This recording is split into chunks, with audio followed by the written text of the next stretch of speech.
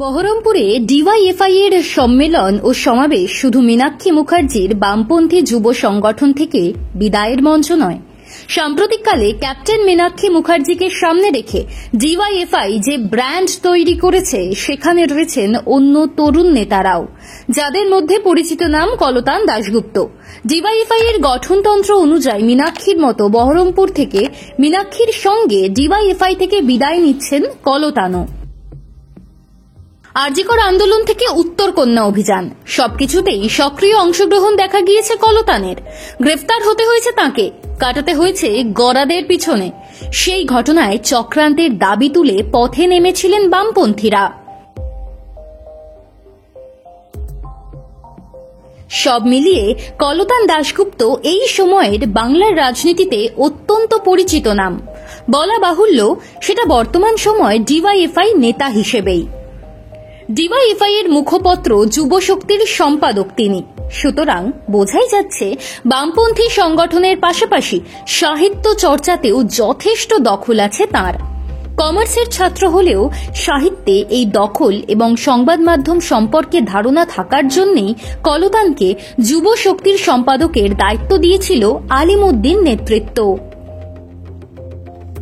এখানেই শেষ নয়, কলতান একাধারে সুবক্তা এবং সুসংগঠক। ঠান্ডা মাথায় পরিস্থিতি সামাল দেওয়ার জন্য পার্টিতে তার পরিচিতি আছে তার অনেক গুণমুগ্ধ ভক্ত। তাই নাশকতার অভিযোগে যখন তাকে গ্রেফতার করা হয়েছিল তখন অবাক হয়েছিলেন অনেকে। সেই জন্যই চক্রান্তের দাবি আরও জোরালো হয়েছিল। অল্প দিনের মধ্যে জামিনে মুক্ত হন কলতান।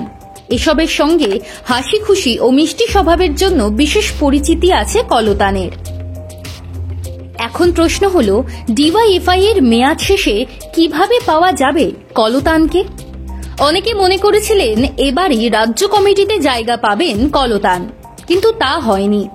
এবার ডিওয়াইএফআই এর সমাবেশ শেষে নতুন ঠিকানা কি হতে চলেছে তা নিয়ে আগ্রহ রয়েছে বামপন্থী সদস্য সমর্থকদের মধ্যে।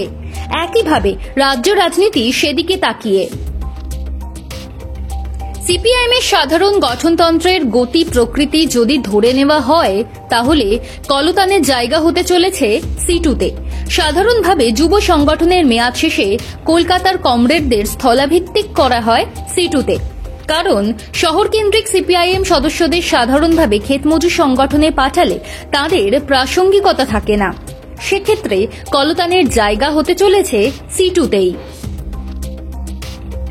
আগামী দিনে কলতান নতুন দায়িত্বে কতটা সফল হবেন,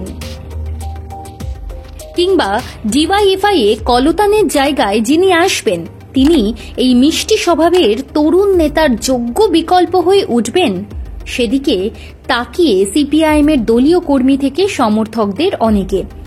একইভাবে বাংলা রাজনীতিতেও মীনাক্ষী মুখার্জির সঙ্গে কলতান দাশগুপ্ত আগামী দিনে কতটা ছাপ ফেলতে পারেন সেদিকেও থাকবে নজর।